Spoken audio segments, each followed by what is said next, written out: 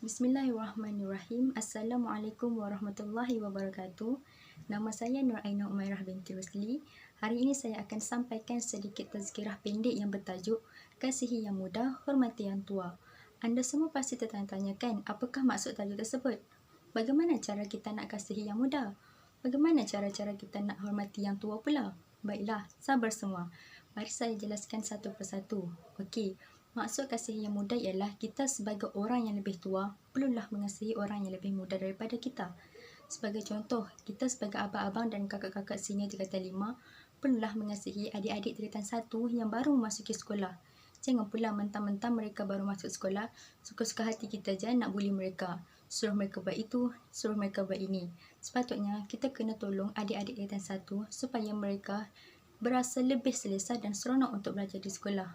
Manakala hormati yang tua pula ialah sebagai contoh, adik-adik tingkatan 1, tingkatan 2, tingkatan 3 dan tingkatan 4 perlulah menghormati kakak-kakak dan abang-abang tingkatan 5. Janganlah pula kita baru masuk sekolah, kita nak sombong dengan mereka. Jika kita mempunyai sebarang pertanyaan, kita boleh bertanya kepada mereka yang sudah pernah bersekolah di situ. Okey?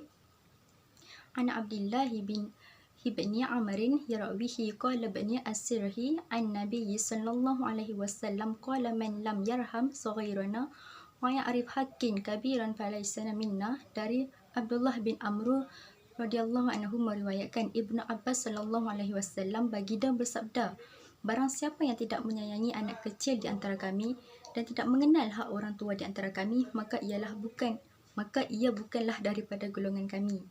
Seterusnya, cara-cara untuk menyayangi golongan yang muda ialah yang pertama, kita perlulah memberi contoh yang baik kepada mereka. Sebagai contoh, pengawas-pengawas sekolah di sekolah perlulah memberi contoh teladan yang baik kepada murid-murid lain supaya mereka tidak melakukan kesalahan. Kedua, kita hendaklah menasihati golongan muda ini dengan cara yang lebih baik apabila mereka melakukan kesilapan. Jangan pula apabila mereka melakukan kesilapan yang kecil, kita hendak marah mereka dengan begitu teruk. Hal ini disebabkan oleh kerana golongan muda sangat sensitif dan mudah memberontak. Okey, yang ketiga, ajarlah serta bimbing mereka dengan cara yang terbaik kerana golongan muda ini mereka mudah terikut dan mudah faham. Jadi kita akan berasa lebih senang untuk mengajar mereka. Seterusnya, antara cara menghormati orang tua ialah dengan memanggil mereka dengan gelaran serta panggilan yang baik. Sebagai contoh, kita panggil mereka dengan gelaran seperti abang, kakak, makcik, pakcik dan seantero dengannya. Jangan pula kita panggil mereka dengan nama kerana ianya nampak tidak begitu beradab. Yang kedua, bercakap dengan sopan santun. Setiap kali kita hendak bercakap dengan mereka, jangan kita gunakan bahasa yang kasar. Kita perlulah menggunakan bahasa yang lembut supaya mereka tidak terasa hati. Yang ketiga, berjalan di bahagian belakang atau di sisi, bukan di hadapan orang tua. Sebagai contoh, apabila kita berjalan dengan orang tua, kita kena duduk dekat belakang mereka ataupun di sisi mereka sebagai tanda kita hormat kepada mereka.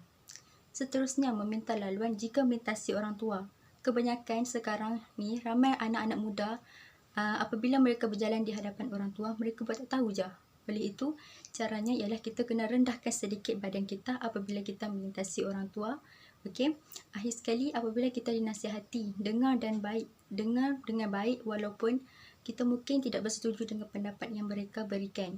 Tak pula kita nak bangkang pendapat mereka, seharusnya kita terimanya walaupun kita rasa pendapat tersebut tidak betul. Tapi kita haruslah sabar dan cuba untuk menghormati mereka. Dah sampai penghujung dah ya kita ni. Baiklah, sebelum saya berhenti, saya nak simpulkan apa yang kita dapat daripada tajuk ni. Pertama, Islam telah mengajar umatnya supaya saling menyayangi dan menghormati antara satu sama lain. Yang kedua, menyayangi orang yang lebih muda daripada kita dan menghormati orang yang lebih tua. Ingat ya, Rasulullah SAW tidak akan mengaku sebagai umat kepada orang yang tidak menyayangi yang muda dan tidak menghormati yang muda, yang tua. Sebelum akhiri, saya ingin menyampaikan sebuah pantun. Anak rusa masuk ke laman, senanglah jua orang memburu. Yang muda kita jadikan teman, yang tua kita jadikan guru. Jom sama-sama kita sayangi yang muda dan hormati yang tua. Sekian, terima kasih. Wabillahi taufiq wa hidayah. Wassalamualaikum.